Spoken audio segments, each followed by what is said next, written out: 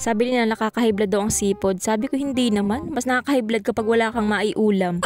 Pero syempre dapat tansya-tansya lang at lahat ng sobra ay masama. Buti sana kung pera yung sumusobra ay ayos na ayos laang.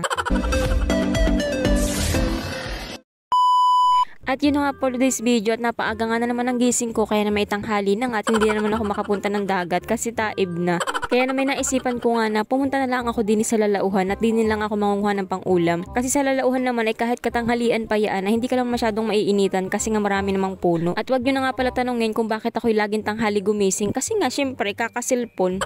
Nga pala pagpasensyahan nyo na yung boses ko para nga medyo punga kasi nga ako ay may sipon. Kakasilpon din. Kasama ko nga na naman pala ring aso naming si Abong pero maya-maya ay uuwi na rin yan at ako'y hinahatid laang lagi niyan. Napakainipin. So bali ang pangunguhain ko nga pala ngayon ay bukon. Ang mga bukon nga pala ay madalas yan nakikita sa mga lalauhan, lalo na sa mga ugatan ng bakawan, sa ugatan ng pipisik, sa mga ganyan. Bali nagdala nga pala ako dito ng lalagyan, syempre. At saka rin nga pangawit at itak. Syempre yan ay kailangan nating kawitin kasi nga nasa butas yung mga yan. Pero kapag gabi, pwede ka lang manguha niyan kapag gabi kasi nga mga nakalabas sila sa gabi. Kaya nga laang ay nakapalaw naman manguha niyan sa gabi at lalo pat wala kang kasama. May isa pa nga palang paraan para makahuli ng bukon, yun naman ay pagkakabit ng tain. Kung ayaw magdukot sa butas niyan, ay di wag, ayaw mo. Hindi, pwede mo rin silang mahuli sa pamamagitan ng pagkakabit ng tain. Kaya nga lang ay dapat malaki ang tubig nun. Kumbaga ay magkakabit ka ng tain kapag low tide pa, tapos patataiban mo yun doon, pahihibasan mo. Paghibas nun, babalikan mo, ayun, mga huli na sila. Sa ngayon nga pala ay may taib naman, kumbaga ay may high tide din naman, kaya nga lang ay sa gabi yun, hindi sa umaga. Pero pwede naman ako magkabit ng tain sa hapon, tapos papandawin ko na lang kinabukasan. Kaya nga lang ay mas gusto kong ipakita sa inyo na kahit hindi na kayo maghihintay pa ng taib, pwede kayo makapanguha ng pang-ulam sa pamagitan nga lang na ring kawit at saka na ring itak. Pero medyo mahirap nga pala ng kauntian kapag ikaw talaga mismo yung kukuha sa kanila baga o yung dudukutin mo sila mismo sa butas nila. Gawa ng mga nagasiniksik sila doon sa mga ugat ng kahoy, kaya naman ay mahirap nga talaga silang hatakin pataas. Pero kahit nga mahirap ay okay lang naman yun at ganun talaga ang buhay. Hindi naman kusang malapit sa iyong pagkain ay. Dini nga pala sa lalauhan na hindi lang bukon ang pwede mong makuha. Pwede ka rin makakuha dito sa pagdudukot mo ng mga butas-butas na yan ng talimaras. Pero ang pinagkaiba nga pala ng butas ng talimaras sa bukon, kasi ang mga talimaras po ay mga malalim baga ang butas niyan. Hindi katulad na rin bukon, napakatamad ata na rin magbungkal ng lupa at kuha ng yan ng babaw ng butas. Maganda nga pala manguha ng bukon ay sa ganitong medyo mabuhangin baga o yung mga mapungaso kasi nga napakadali lang bungkalin ng lupa kaysa kapag sila ay nasa ugatan ng mga pipisik, bakawan ay kahit mababaw lang ay nagasabit-sabit doon sa mga ugat. Bukod nga pala sa mga talimaras ay pwede ka rin makakuha dito sa lalauhan ng mga ganaring klase ng bangkalan. Ibang klase nga pala ito kumpara doon sa mga nakukuha ko sa hibasanan. Ito nga pala yung sinasabi ko na may giting yung kanyang shell. Hindi katulad nga ng mga nakukuha ko sa hibasanan na kinis lang yung mga shell niya. At ganitong klase nga pala ng bangkalan ang binibili dito sa amin. Hindi tulad ng mga nakukuha ko sa hibasanan ay hindi yun nabibili. Hindi ko nga alam kung anong pinagkaiba nun. Iba lang naman yung shell at gawa na natikman ko naman na pareho yan. Ay pareho lang din naman ng lasa.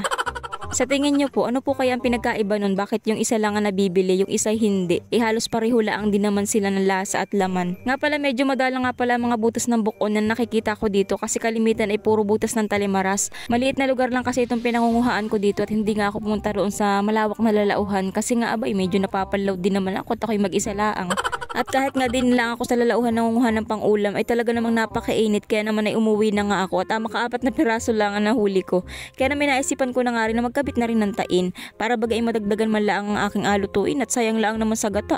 Bali hindi ko na nga pala pinakita kung paano magkabit ng tain kasi nga ay na-vlog ko na rin naman ang pagkakabit dati ng tain at ako'y nang huli ng alimango kaya naman ay ito'y papandawin ko na nga ngayon. At tingnan nyo nga naman, bukon talaga ang aking gustong hulihin kaso ang mga nahuli ko ay katang. Tapos ng mga nakaraan ako'y nanguhuli ng katang, puro bukon ang aking nahuli. At nakakatuwa kasi sa isang tain, 3 katang ang nahuli ko. Tapos din sa may isa naman na tain ko, ang nahuli niya ay katang din, 1 piraso. Bali 2 piraso nga lang palang kinabit kong tain. At yan ang husay nga naman talaga ng mga nahuli kong bukon ay nagsitakas na isa na lang yung natira. Maka-4 na piraso na nga lang ay nakatakas pa. Ayan o talaga ay. Hindi ko kasi nailipat sa malaki-laking timba tapos naiwanan ko pa yung baunan ko ng tubig sa timba na ito kaya naman nakatakas nga at nakaahon. Kaya naman naisipan ko nga na arin na lang ang katang ang aking alutuin tapos asama ko na rin aring 1 pirasong natirang bukon na nahiyapan tumakas hindi pa sumama doon sa kanyang mga kasamahan. O baka sabihin naman ng iba dyan, kaya naman ako nakahuli ng katang kasi nga sa palaisdaan na naman ako nagkabit ng tain. O hindi, at ako'y nagkabit ng tain din sa lalauhan kasi nga ang bala ko talagang hulihin ay bukon. Kaya nga lang katang ang mga nahuli ko ngayon. Kasi nga matagal na rin kasi ako hindi nakakapagkabit ng tain dito sa lalauhan, kaya naman nakahuli nga ako ngayon. At dahil nga baka naman ako'y high blood rin na nari kapag niluto ko ari lahat, kaya naman tinalian ko na nga lang itong isang katang at ilalagay ko na lang din sa timba. At ako na may magkakabit pa rin naman ng tain, baka madagdagan pa, edi pwede naming iulam yan din sa bahay o di kaya naman ibenta ko na lang, abay maigi din niyang pang-load. At ako ngay parang naninibago sa pagtatali ng katang kasi nga ngayon na lang ulit ako nakapagtali niyan. Nga pala pwede ka rin makahuli ng katang sa pamamagitan ng pangangawit din sa lalauhan. Kapag natsyempuhan mo nga kapag may nakita kang butas, ayun, kaso nga lang ay medyo mahirap hulihin ang mga katang kapag nasa butas at yan lalim yan magbutas. Lalo pat nandini ka sa may lalauhan ay maraming ugatan, napakahirap hukayin ng lupa or yung putik. At saka pwede ka nga rin pala makakuha ng balilit or di kaya naman ay litog din sa lalauhan bukod nga sa bangkalan. Napakarami talagang pwedeng makuhang pang ulam din sa lalauhan. Nga pala ang lutong gagawin ko din sa mga nakuha kong pang ulam ay gagataan ko na lang at lalahukan ko na rin cute na papaya. Ito kasi ay medyo buko pa kaya lang ay kinuha ko na at wala nang kasi akong maigulay ay.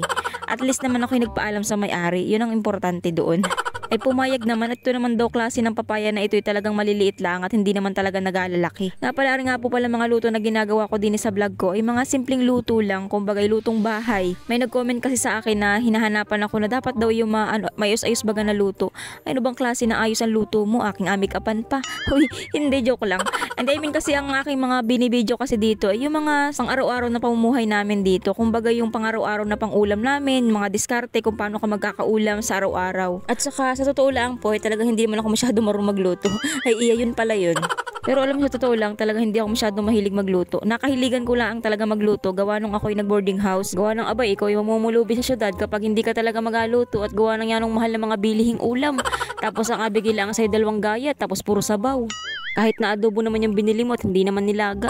Pero di joke lang, kasi naman talaga napakamahal ng bilihin. Alam nga naman magabenta ka ng wala kang tubo.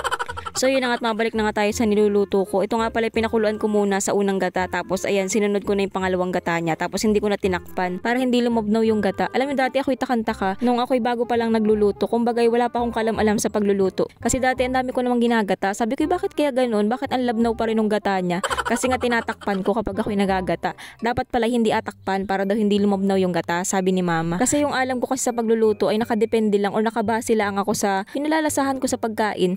Tulad na lang halimbawa, nakakain ako ng sopas, tas lalasahan ko lang siya. May nalasahan akong paminta, ayun. Tapos basta kung ano yung malasahan ko sa pagkain, di ganun ang ginagawa ko kapag ako'y nagluluto. Hindi kasi ako marunong magtanong. Tapos hindi rin ako mahilig mag-search, lalo't mahina naman lagi ang signal din sa amin. At saka ay dati naman kasi ay puro dikipad lang ang cellphone namin. Paano ka ba ganun makakapag-search doon? So yun na nga, mabalik tayo. Kain po tayo guys. At ako ay talagang inaantok na at gusto ko nang matulog. Gusto ko na matapos aring pagbablog ko na ari at ako'y makatulog na. 2 oras lang kasi ang tulog ko at gawa ng galing pa kaming dagat. Ang hirap talaga kapag gana rin nga hating gabi ang hibas at gawa ng 12:00 kasi ay hibas na tapos diretso hanggang umaga hanggang 6:00 ay haplay naman ang katawan sa umaga ay talaga naman para ka laging bangag. Nga pala, ito nga pala munang bukon ang aking binuksan at ayan, hindi naman siya ganun kataba, hindi rin ganun kapayat. Ang laman nga pala ng bukon ay matigas baga siya, hindi katulad siya nung kalimaras at katang at malambot lang ang kanilang katawan. Kumbaga hindi mo maihiwala yung laman niya sa kanyang bagal, kailangan kagatin mo na lang ng ganyan. Ayan, para makain mo yung laman niya. Tapos pag may napasamang bagal, kainin mo na lang din. Tapos ari nga palang katang na nahuli ko, hindi ko naman na inaasahan na matabayaan at gawa ng alam ko naman na medyo payat siya. Pero hindi naman ganun kapayat, yung saktuhan lang ang baga. Malalaman nga pala ang katang kung payat o mataba sa pamamagitan baga ng kadilang bikaka o yung nasa tiyan nila. Yung hawakan mo lang doon ay pag malambot ay di matik na yun ay payat, kapag matigas ay mataba yun. Nga pala para sa mga interesado kung paano magkabit ng tain, kasi nga hindi ko naman napakita dito kung paano ako magkabit ng tain. Na-vlog ko na po kasi yun noong nakaraan. Ilalagay ko na lang po dito sa comment section yung link ng video para po sa mga hindi pa nakapanood noon. Pero hindi pa ako nakahuli ng katang noon sa lalauhan at nakahuli ako ng katang ay sa palaisdaan kasi nagkabit din ako sa palaisdaan. Kasi nga sa lalauhan po kasi ay paswertihan lang kung makakahuli ka ng katang. Kasi ang mga katang kasi sa lalauhan ay lagalagyan. At yun na nga, salamat po pala sa panonood na rin aking vlog. At kahit ako'y magkanda bulol-bulol na din ay napanood nyo pa rin ako. Salamat po.